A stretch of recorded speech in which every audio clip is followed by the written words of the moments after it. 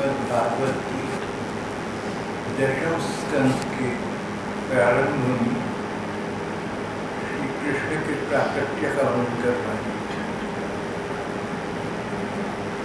जब भगवान कृष्ण के प्रकट होने का समय आया तो प्रकृति में अनेक परिवर्तन आ गए। सारी ऋतु में सारी मौसम सुहावने हो गए।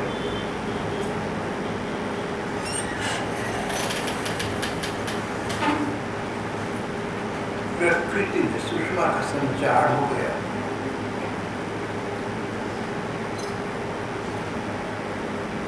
अनेक अनेक ब्राह्मणों के हवन की अग्नियां कंस ने बुझवा दी थी और अपने को भगवान बना लिया था।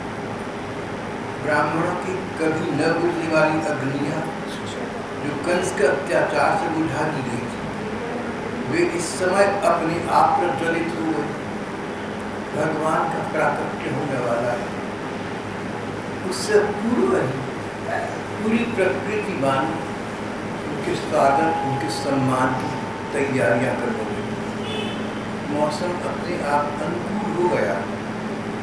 जो हवन की अग्नियां कंस के अत्याचार और भय के कारण बुझा दी गई थी, अपने आप जल उठी।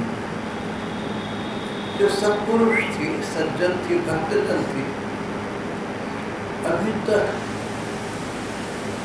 उनको कंस के राज्य में अप्रियता प्रतीत होती थी, एक अशांति लगती थी कि हमारा राजा ऐसा आ गया जो प्रजा को दुख देता है और भगवान के प्रतिकूल बातें करता है। भगवत जनों के निजी सुख दुख तो होते नहीं। भगवत प्रेमी है, भगवत भक्त है, उनको निजी कारण से सुख दुख बहुत कम प्रतीत होती है। उनके सुख दुखों का संबंध भगवान से है। अब उन भक्तजनों का हृदय अकस्मात अपने अनजान में एक प्रकार के आनंद से परिभूत हो गया। एक हर्ष के अतिरेक से उनका हृदय खिल उठा। कई बार हम लोगों के साथ ऐसा होता है कि हम कहते हैं कि आज न जाने क्यों हमारा मन कहीं लग नहीं रहा है, हम अनमनी हैं या उदास हैं, कारण नहीं पता। कई बार उल्टा हो जाता है, हमें लगता है कि हम प्रसन्न हैं, हमारा मन बहुत सुखी है, पता नहीं क्या हो गया। ऐसे मनुष्यों के साथ हो जाता है। इस समय भगवत जनों के साथ ये हो रहा था कि उनके हृदय जो बुझे बुझे थे, जिस समय में, जिस देश में, जिस कालखंड में भगवान का नाम नहीं रहा, भगवान का भजन आनुषंगिक कर दिया गया, भगवत प्रेम का ह्रास हो रहा था। भगवत जनों के हृदय निरुत्साहित हो गए थे। उन भगवत जनों के हृदय अपने आप खिल उठे। अनजाने में उनके मन में एक प्रसन्नता व्याप्त हो गई। उन्हें पता लग रहा था, पता नहीं लग रहा था हमें किस बात का सुख है, हमें इतना अच्छा सा कैसे लग रहा है। भगवान के आविर्भाव का अवसर है। कईयों ने ऐसा सोचा, पर अधिकांश को तो ये पता नहीं था।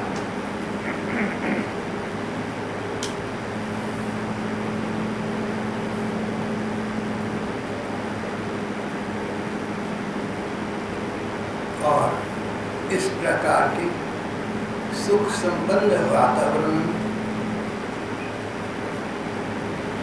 जन्म मृत्यु के कुचक्र से बचाने वाली भगवान का अपने जन्म का समय आ गया। दूसरों को जन्म बंधन से मुक्त करने वाली ठाकुर अब स्वयं जन्म लेने की लीला कर रही थी। अजन्मा भगवान जन्म ले रहे हैं। भगवान का एक गुण है विरुद्ध धर्म आश्रय। दो प्रतिकूल बातों को एक साथ करना एकमात्र परमात्मा के लक्षण।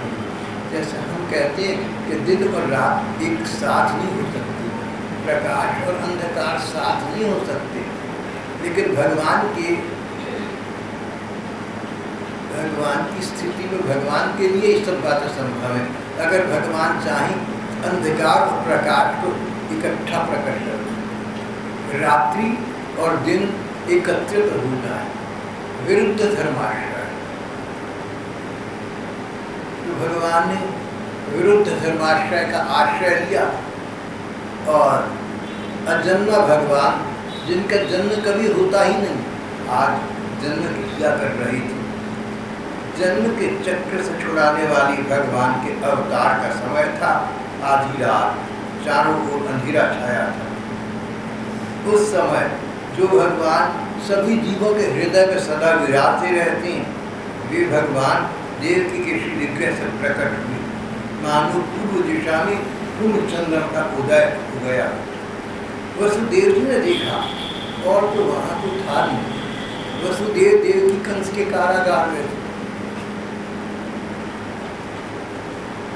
8वीं संतान की प्रतीक्षा में कंस भी था, लेकिन इस समय नित्य प्रति की भांति वसुदेव देवकी ही थे।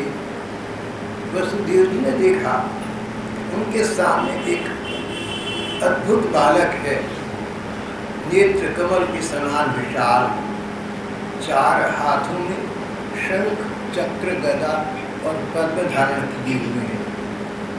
गले में मणि झिलमिला रही है। मेघ के समान सुंदर श्यामल शरीर मनोहर पीतांबर फहरा रहा है। बाहों में बाजूबंद है, कलाइयों में कंकड़ शोभायमान हो रहे हैं। इन सब आभूषणों से सुशोभित इस दिव्य बालक के अंग अंग से तनों की छटा छिटक रहे हैं। वसुदेव जी को ये समझने में समय न लगा कि मेरे पुत्र के रूप में स्वयं भगवान आए। उनकी आंखें आनंद से खिल उठी, रोम रोम परमानंद में मग्न हो गया। भगवान कृष्ण अपनी अंग कांति से सूर्य का गृह को जगमगा रही थी।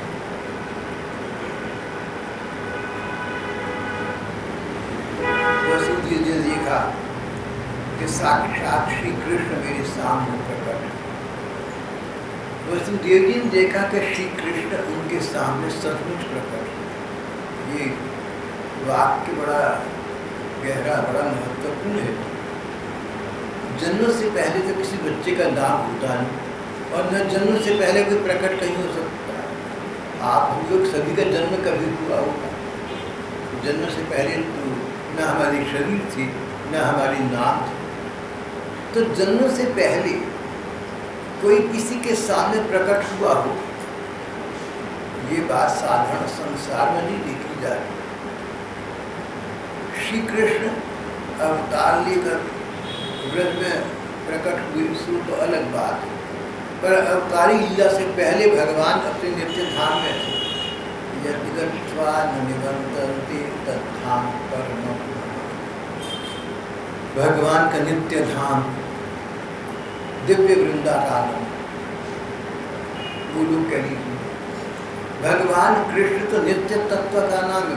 भगवान तो अजन्मा है, अजर अमर है, अविनाशी है। भगवान तो सदा रहते हैं। महाप्रलय होने पर बड़े बड़े ब्रह्मलोकों का विलय हो जाता है, पर भगवान तो तब भी बने रहते। गोलोक धाम तब भी बना रहता है। नित्य कृष्ण सदा रहते ही।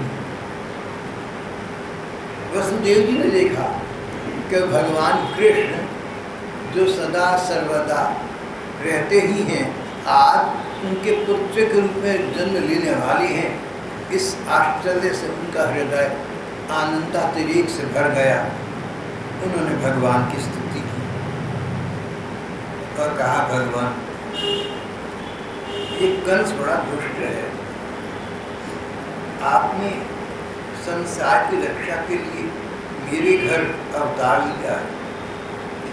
आप इन सबका उद्धार करते।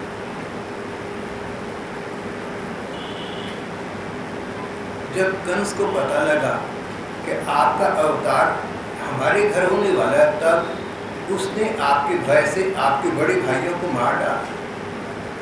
अभी अभी उसके दूत आपके अवतार का समाचार सुनेंगे, उसे सुनाएंगे। वह अभी भी हाथ में शस्त्र लेकर दौड़ा आएगा। श्री देवकी जी ने भगवान की प्रकार प्रकार से स्तुति की। उन्होंने कहा, भगवान आप भक्त भयहारी हैं, हम लोग इस दुष्ट कंस से बहुत डर रहे हैं, आप हमारी रक्षा कीजिए। मधुसूदन, इस पापी को ये बात मालूम न हो कि आपका जन्म मेरे शरीर से हुआ है। मेरा धैर्य टूट रहा है, आपके लिए मैं कंस से बहुत डर रही हूँ। आप अपना ये चतुर्भुज शंख चक्र गदा पद्म धारण किया हुआ ये छिपा लीजिए। मुझे सोचकर आश्चर्य हुआ, सारे संसार का उद्भव स्थिति और संहार करने वाली आप परमात्मा मेरे द्वारा जन्म को प्राप्त हुए हैं। ये आपकी अद्भुत मनुष्य लीला नहीं तो और क्या है। इस समय देवकी जी में भगवान कृष्ण के प्रति ब्रह्म भाव और वात्सल्य भाव रह रहकर दोनों उद्भासित हो रहे हैं। कभी तो कहते हैं आप साक्षात परमात्मा हैं, मेरे से जन्म ले रहे, कितना आश्चर्य है, ब्रह्म भाव है, परमात्मा भाव है। कभी कहते डर लग रहा है कहीं कंस आपको मार न डाले, वात्सल्य, माँ का बच्चे के प्रति प्यार, उस पर आशंका हो जाती। भगवान ने कहा, पहले तुम लोगों के कई जन्म हुए हैं, तपस्या करके तुमने मेरे से वर मांगा कर मेरी जैसी संतान हो, और मेरी जैसी संतान तो हो नहीं सकती, तो स्वयं मैं ही तुम्हारे यहाँ पुत्र रूप में प्रकट हो रहा हूँ। मैंने तुम्हें अपना वास्तविक रूप दिखा दिया, साक्षात विष्णु रूप दिखा दिया, साक्षात भगवान का रूप दिखा दिया। जन्म से पहले मैं तुम्हारे सामने प्रकट हो गया, इसलिए कि तुम्हें मेरे पूर्व अवतारों का स्मरण हो जाए। यदि मैं ऐसा न करता तो केवल मनुष्य शरीर से तुम लोग मेरी पहचान न कर पाते। अब तुम मेरे प्रति पुत्र भाव और ब्रह्म भाव दोनों बनाए रखना। इस प्रकार वात्सल्य प्रेम और मेरे चिंतन के द्वारा तुम्हें मेरे परम पद की प्राप्ति हो जाए।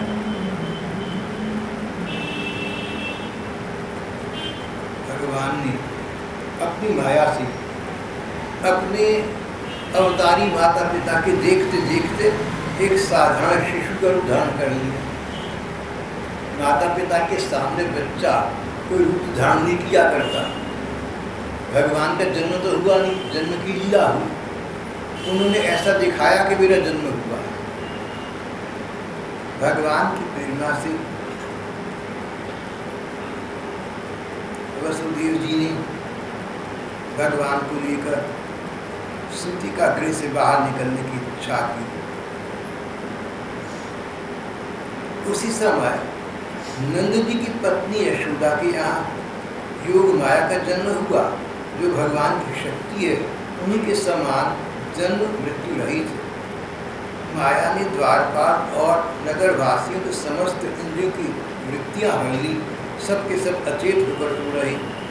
कारागार के दरवाजे बंद थे, उनमें बड़े बड़े किवाड़ लोहे की जंजीर ताले जड़े हुए थे। जब भगवान को लेकर वसुदेव जी वहाँ पहुँचे, दरवाजे अपने आप खुल गए। यमुना जी में बाढ़ आई थी, उसका प्रवाह गहरा और तेज हो गया था, उसने इनको मार्ग दे दिया। वसुदेव जी नंद बाबा के गोकुल में पहुँचे, जाकर देखा सब के सब गोप नींद से अचेत हुए पड़े। उन्होंने अपने पुत्र को यशोदा जी की शैया पर सुला दिया। वसुदेव जी ने अपने पुत्र श्री कृष्ण को यशोदा जी की शैया पर सुला दिया और उनकी नवजात कन्या उस देवी को माया को लेकर वे बंदी गृह में मथुरा लौट आई। उन्होंने उस कन्या को देवी की शैया पर सुला दिया, अपने पैरों में बिड़ियाँ डाल दी और पहले की तरह बंदी गृह में बंद हो गए। नंद पत्नी यशोदा को इतना तो मालूम हुआ कि कोई संतान नहीं हुई, कोई संतान हुई है, परंतु वे ये न जान सके कि पुत्र है या पुत्री। एक तो उन्हें परिश्रम हुआ था, दूसरे योग माया ने उन्हें अचेत कर दिया। जब वसुदेव जी लौट आए तब नगर के बाहरी और भीतरी सब दरवाजे अपने आप ही पहले की भांति बंद हो गए। नवजात बच्चे के रोने का स्वर सुनकर द्वारपालों की नींद टूटी। वे तुरंत भोजराज कंस के पास गए और देवकी के संतान होने की बात कही। कंस बड़ी आकुलता घबराहट से प्रतीक्षा कर रहा था। द्वारपालों की बात सुनते ही झटपट पलंग से कूदा, शीघ्रता से वसुदेव देवकी की ओर दौड़ा। इस बार तो मेरे काल का ही जन्म हुआ है, ये सोचकर पहले विभ्र हो रहा था। उसे इस बात का भी पता न रहा कि उसके बाल बिखरे हुए। रास्ते में कई जगह वह लड़खड़ाकर गिरते गिरते बचा, बंदीगी में पहुंचा। देवकी ने दुख और करुणा के स्वर में कहा, भैया ये 8वीं संतान, ये तो कन्या है, तुम्हारी पुत्रवधू के समान है, तुम्हें इसकी हत्या तो नहीं करनी चाहिए। भैया तुमने भाग्य की बात है, मेरे बहुत से तेजस्वी बालक मार दिए, अब केवल एक यही कन्या बची है, इसे तो मुझे दी। मैं तुम्हारी बहन, छोटी बहन, दीन हूँ, मेरे प्यारे और समर्थ भाई, मुझ अभागन की अंतिम संतान अवश्य। कन्या को गोद में छिपाकर देवकी जी ने अत्यंत दीनता के साथ रोते रोते याचना की, परंतु कंस बड़ा दुष्ट था। उसने देव को झड़क कर उनके हाथ से कन्या छीन ली। अपनी उस गंदी सी नवजात भांजी के पांव पर कंस ने उसे बड़े जोर से एक चट्टान पर दी मारा। स्वार्थ ने उसके हृदय से स्वहात को समूह उखाड़ दिया। जब हमारे मन में कुछ स्वार्थ उत्पन्न हो जाएगा तो दूसरों पर दया समाप्त हो जाएगी। मन में स्वार्थ कभी न आए, खुद गरज, अपनी गरज के लिए हम कुछ भी कर सकते हैं। फिर अच्छे बुरे का विचार नहीं रहता, फिर गलत ठीक का विवेक नहीं रहता। कंस तो दैत्य था, उसको विवेक क्या होगा। स्वार्थ ने उसके हृदय से स्वहात समूह उखाड़ फेंका था। श्री कृष्ण की वह छोटी बहन साधारण कन्या तो थी नहीं, वह तो देवी थी, योग माया थी।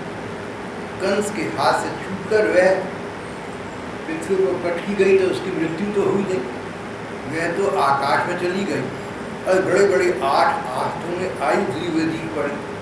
वो तो जगन माता के रूप में दिखाई दी। दिव्य माला, वस्त्र, चंदन और मणिमय आभूषण से भूषित थी। 8 हाथों में 8 आयु थी।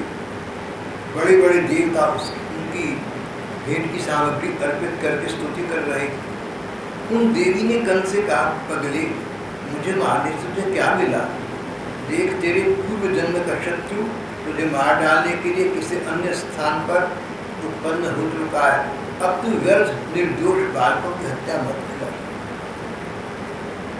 अब तू व्यर्थ निर्दोष बालकों की हत्या मत किया कर। इतना कंस से कहकर भगवती महामाया वहाँ चलकर ध्यान हो गई और पृथ्वी के अनेक स्थानों में अनेक नामों की प्रसिद्धि, आज भी उनका प्रचार। भगवती देवी ने कहा, तू व्यर्थ निर्दोष बालकों की हत्या न किया, पर विनाशकाली विपरीत बुद्धि, समय पर बड़े बड़ों को ठीक बात नहीं समझ आती, और जब समझ आ जाती है तो समझ भी चुका होता है। ये तो मानव मस्तिष्क की विडंबना है। सारी संसार हम लोगों की अगर उचित अवसर पर बात समझ आ जाए तो जीवन सफल हो जाए, और समय रहते बात समझ प्रायः नहीं आ पाती, और जब तक आती है तब तक वो समय हाथ से निकल चुका होता है। अवसर जीवन में दोबारा नहीं आया करता, एक बार आता है, तुम्हारे द्वार पर दस्तक देता है, उस समय उसको सुन लो, उसका लाभ उठा लो तो बात बन जाएगी। और अवसर हाथ से निकल गया तो खोया अवसर दोबारा हाथ में नहीं आया।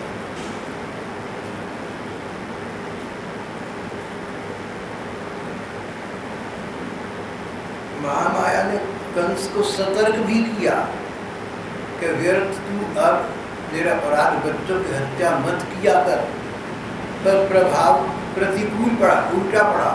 इसके बाद तो कंस ने अपने दैत्यों को मायावी धारण करके छोटे छोटे बच्चों की हत्या के लिए कितनी बार भेजा और न जाने कितने निरीह, कितने निरपराध बच्चों की हत्या की है।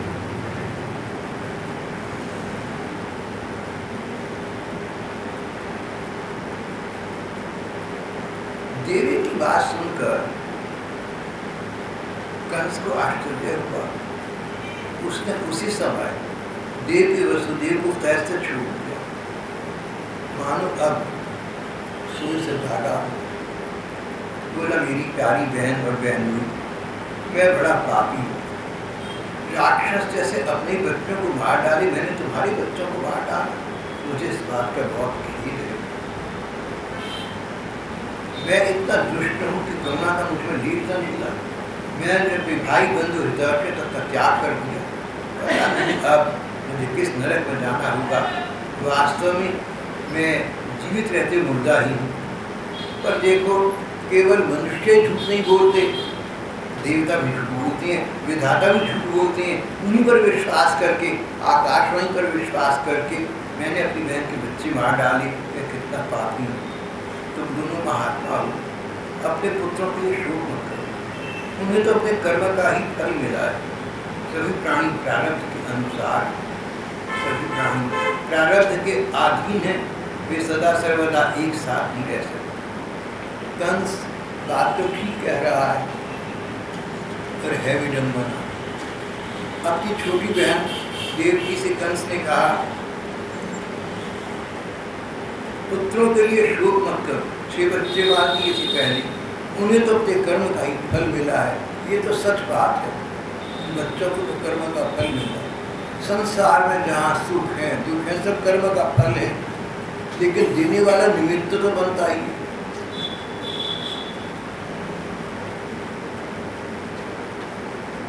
सुख देने वाला कहे कि देखो ये तुम्हारे कर्म का फल है, यह तो निमित्त बन गया, एक बात। पर दुख देने वाला यही कहे तुम्हारे कर्मों का फल है, मैं निमित्त बन गया, तो बात बनती है।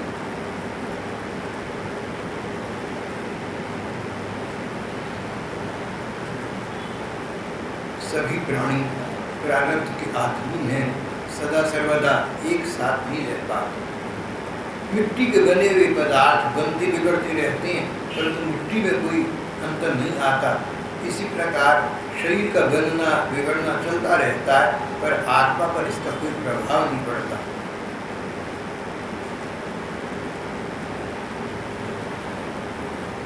श्रीमद् भागवत के कंस के इस कथन पर हमारे संपादक की व्याख्या करते हुए कहते हैं, जिनके शरीर में भगवान ने निवास किया, जिन वसुदेव देवकी को भगवान के दर्शन हुए, उनके दर्शन का ये फल है कि कंस के हृदय में विनय, उदारता आदि सद्गुणों का उदय हो गया। परंतु जब तक वह उनके सामने रहा तभी तक सद्गुण रहे। लोहा जब तक धूप के पास है, लोहा जब तक आग के पास रहता है, भट्टी के पास रहता है, तभी तक लाल रहता है। भट्टे से तो फिर काली करता है। अभी वसुदेव देवकी जी के सामने हैं, जिनको भगवान के साक्षात दर्शन कर चुके हैं, तो उसके विचार कितने पवित्र हो गए।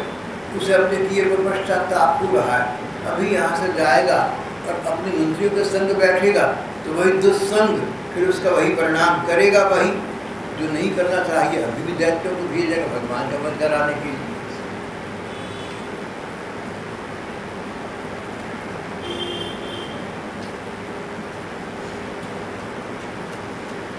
कंस ने अपनी बहन देवकी और वसुदेव जी के पांव पकड़ लिए, आंखों में आंसू बह बहकर मुंह लगा रहे। उनके प्रति प्रेम प्रकट करने लगा। देवकी ने देखा कि भैया कंस को सचमुच पश्चाताप हो रहा, तब उन्होंने उसे क्षमा कर दिया। वे उसके पहले अपराधों को भूल गए। देवकी की महानता पुत्र जिसके 6 बच्चों को मार डाला, भाई का एक वाक्य कहने पर कि मैंने गलती की, बस क्षमा कर दिया।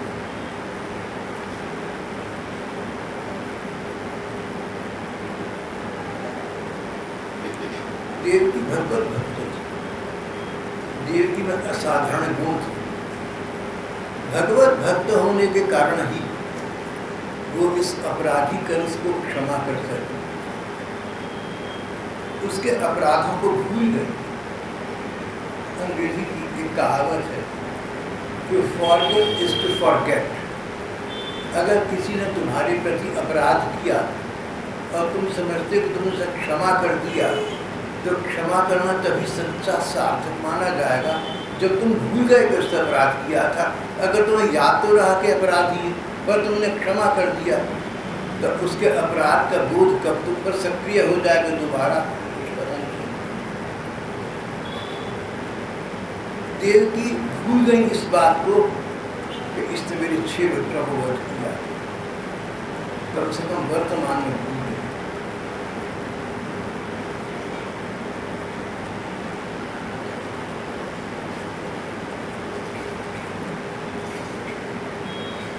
वसुदेव जी ने कहा, कंस जिस ज्ञान की आपने बात की सचमुच वो वैसा ही है।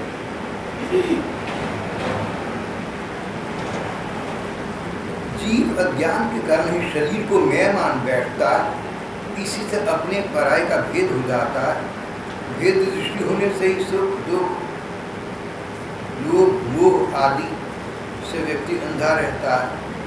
उसे इस बात का पता नहीं रहता कि सब प्रेरक भगवान एक भाव से दूसरे भाव का, एक भाव से दूसरे भाव का, एक वस्तु से दूसरी वस्तु का भगवान ही मिलन और वियोग करा रहे हैं। वसुदेव जी ने ज्ञान बुद्धि से काम किया, जो होना था सो तो हो चुका, उसका निराकरण तो हो नहीं सकता, उसका निर्गुणन तो हो नहीं सकता। अपराधी को क्षमा कर दो, बोले भैया तेरा दोष नहीं, सब कर्म का फल है, तू ठीक है। बच्चे चले गए, यदि उनको भूल न सके तो स्वयं दुखी रहेंगे, पर इस कारण से जिसने मारा कम से कम वो तो दुखी न रहे। बहुत महानता की बात है, बहुत उच्च स्तर की बात है। हम तो दुखी रहेंगे पर कम से कम कंस दुखी न रहे। मार तो चुका और दुखी भी रहा तो हमें क्या मिल जाएगा? बच्चे वापस नहीं मिलेंगे, दोबारा कुछ भी नहीं होगा। तो कम से कम ये कंस ये दुख न पाए, अपने किए पर पश्चाताप की अग्नि में ध्वस्त न होता है। बहुत बड़ी बात, पढ़ने में सुनने में इतना लगता नहीं, पर सोचकर देखें ना कि 6 बच्चों का वध कर माता पिता बोली कोई बात नहीं, हमें तो राज रहेगा नहीं रहेगा एक बात है, पर कंस तुम दुख मत पाओ, सब कुछ करो सब होता है, तुम्हारा कोई दोष नहीं होता, निमित्त बन गए। दोषी को 6 गुने दोषी को चिंता मुक्त करना, पश्चाताप मुक्त करना भगवत्ता ही लगती है। भगवान जैसे साधारण बात है।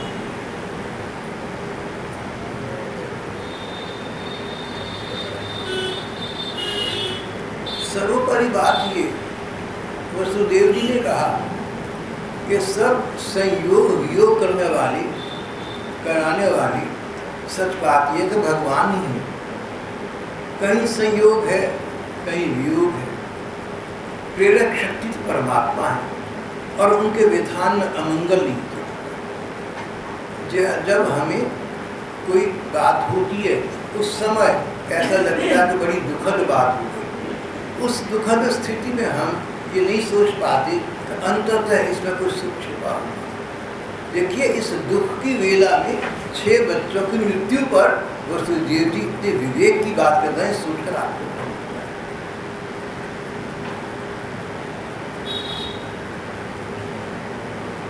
जब वसुदेव देवकी ने इस प्रकार प्रसन्न होकर निष्कपट भाव से सच्चे मन से कंस के साथ ऐसी बात की, तब उनसे अनुमति लेकर कंस अपने भवन में अपने महल में चला गया। रात बीती, प्रातः हुआ, कंस ने अपने मंत्री को बुलाया, सारी बात बताई। कंस के मंत्री नीति निपुण नहीं थे, चरित्र की बात करना नहीं जानते, दैत्य भाव था ना, स्वभाव से देवताओं के प्रति शत्रुता का भाव रखते थे। अपने स्वामी कंस की बात सुनकर वे देवताओं पर और भी क्रोध करने लगे। बोले, महाराज यदि ऐसी बात है, महामाया ने कहा कि तो कंस तुम्हें मारने वाला तो कहीं और उत्पन्न हो चुका है, तो कहीं तो है ना तो देवताओं के दुश्मन ये दैत्य बोले, कोई बात नहीं महाराज, हम आज ही बड़े बड़े नगरों में, छोटे छोटे गाँव में, अहीनों की बस्तियों में और दूसरे स्थानों में जितने बच्चे हुए हैं, ये चाहे 10 दिन से अधिक के हों या कम के, सबको आज ही मार डालें। बात समाप्त हो जाए।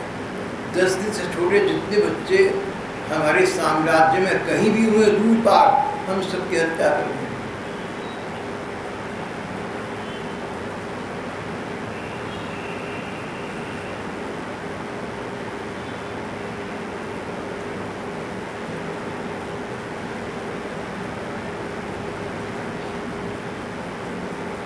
आप चिंता न करें।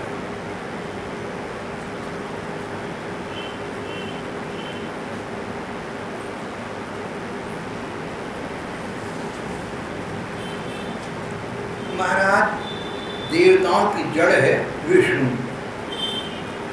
विष्णु जहाँ रहता है वहाँ धर्म रहता है, और धर्म का आधार है गाय, ब्राह्मण, तपस्या, परोपकार इत्यादि। हम इन सबको बंद करवा दें, न बांस रहेगा न बांसुरी बन जाएगी। हम लोग ब्राह्मण जो वेदवादी हैं, वेदों का ज्ञान रखते हैं और वेदों के अनुकूल यज्ञ करके कराते हैं, उन ब्राह्मणों को नष्ट करा देंगे। हम तपस्वी और तपीजनों को नष्ट कर देंगे, परोपकारी लोगों का विनाश कर देंगे, घी और यज्ञ की सामग्री देने वाली गैयों का नाश कर देंगे। विष्णु भगवान के यही शरीर है। जब इन सब का नाश हो जाएगा तो विष्णु किस काम का रहा? विष्णु सारे देवताओं का स्वामी है, दैत्यों का द्वेषी है। वह किसी गुफा में छिपा रहता है। शिव जी, ब्रह्मा जी आदि देवताओं की जड़ वही है। उसे मार डालने का यही उपाय है, धर्म को यही नष्ट कर।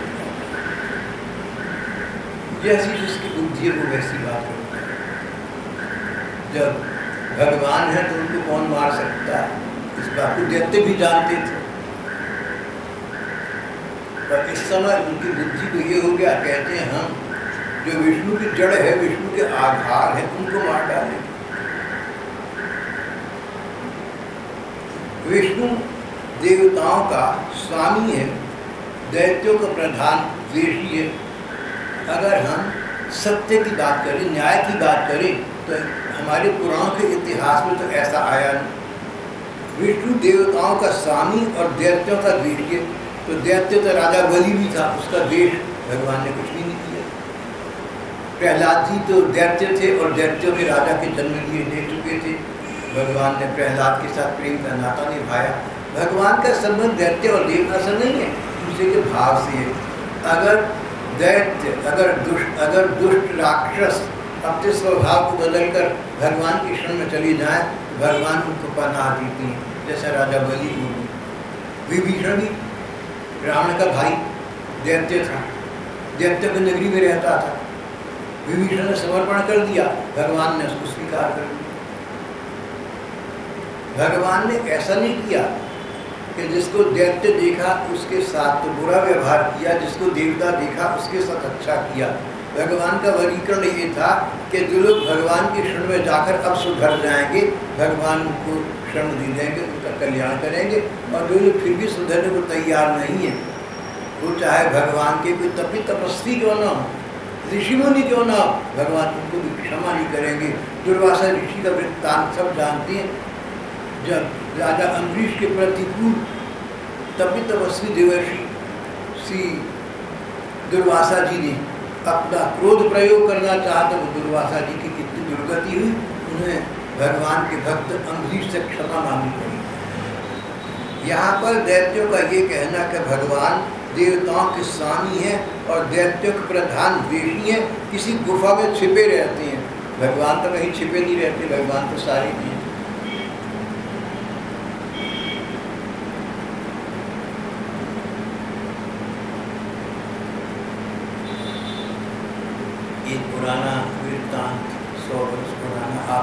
सुना होगा ना,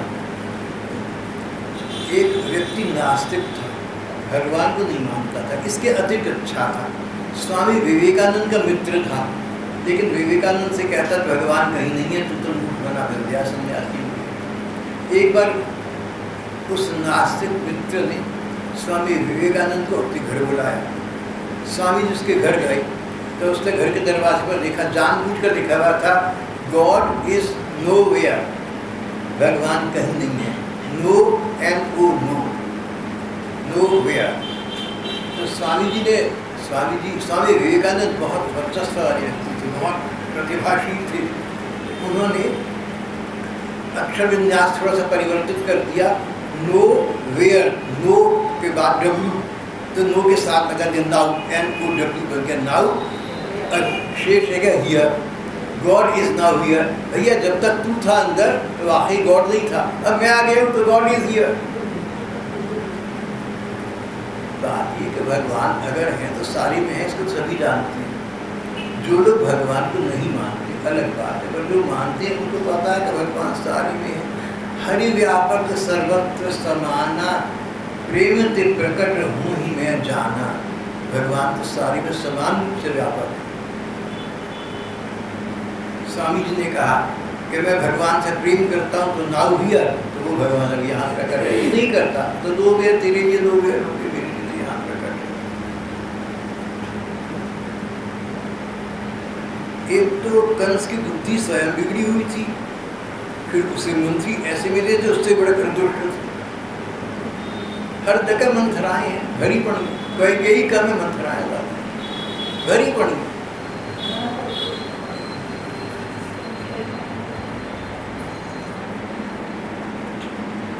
बस ये देखना है, अपने अंतर मन में झाँक कर हमने देखना है कि कहीं हम तो मंथरा नहीं है, हम तो कहीं नहीं है मंथरा, कहीं संसार को बिगाड़ने में हमारा तो कोई योगदान नहीं है, कि लोगों का बुरा करने में हमारा तो कोई अंशदान नहीं है। कहीं हम तो मंथरा नहीं है, कहीं हम तो कहीं नहीं है कि दूसरे के सिखाने से हम भ्रमित हो जाए, किसी के कहने से तो किसी को बुरा मत समझना, और कोई बुरा स्थापित हो जाए ना तो उसकी सद्बुद्धि के लिए भगवान से प्रार्थना करना, उसका भी बुरा न चाहना। ये वैष्णव सिद्धांत है। जितने हमारे देश में लड़ाई झगड़े हैं, इस सिद्धांत को न समझने के कारण है, या ये कहिए कि जीवन में न लाने के कारण है। भाई भाई के झगड़े, आजकल कलयुग आ गया ना, भाई भाई के झगड़े, रुपए पैसे, धन संपदा, और सास बहू के झगड़े बड़ा कठिन। सास कहती है कि बहू तो देखो दूसरे घर की है, इसको हमारा क्या पता। बहू कहती है मैं सब कुछ छोड़कर आ गई, जैसे एक दिन सास भी आई थी तो रोया कर रहती है, मुझे नहीं समझती। सास बहू को झगड़ी, इसमें कोई क्या कर सकता है, इसमें तो कोई समझा ही सकता है। भैया बहू को चाहिए कि सास को माँ समझे, सास को चाहिए कि बहू को बेटी समझे। जैसे बेटियाँ भोली लड़कियाँ हैं घरों में, कई बार अनजाने में गलती कर बैठती है तो माएँ माफ़ कर चल कोई बात नहीं, तुम्हारी बहू गलती कर बैठती तो माफ़ कर चल कोई बात नहीं, गलती करती। यही बात बहुओं पर लागू होती है। अगर सास भी तो गलत बात कहती है, नाजायज़ बात कहती तो क्या हो गया, जैसे माता पिता ने कहती भूल जाओ, उसके बाद तो क्या। लेकिन ये समझाना बड़ा आसान है, और जीवन में लाना तो शायद कठिन है। मुझे ऐसा लगता है देख कर संसार।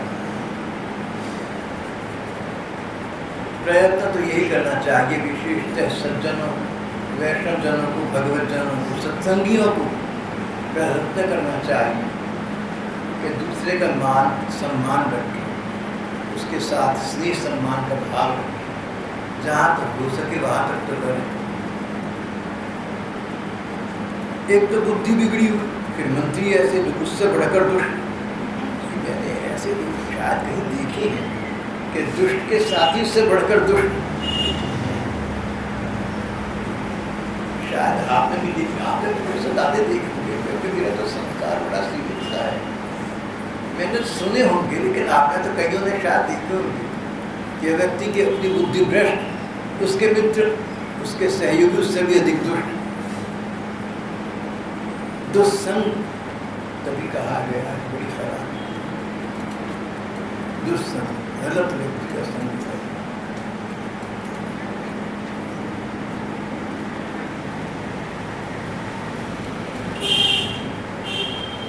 कंस की बुद्धि अपनी बिगड़ी हुई, मंत्री ऐसे उससे बढ़कर दुष्ट। इस प्रकार उनसे सलाह करके काल के फंदे में फंसे हुए राक्षसों ने, असुर कंस ने यही ठीक समझा कि ठीक है, धर्म की जड़ वेदवादी ब्राह्मणों आदि को मार डालता है, छोटे बच्चों को समाप्त कर दिया जाए।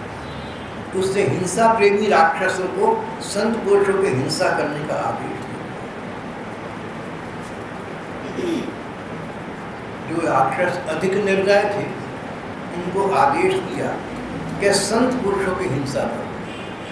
ब्राह्मण दो प्रकार के, एक तो जन्म के ब्राह्मण, सचमुच कितने ब्राह्मण है कौन कहे, और दूसरे वेदवादी ब्राह्मण जो वेदों का ज्ञान रखते हैं, उस पर चलते हैं, वो दूसरों को पढ़ाते हैं। कंस ने कहा कि वेदवादी ब्राह्मणों का नाश करो।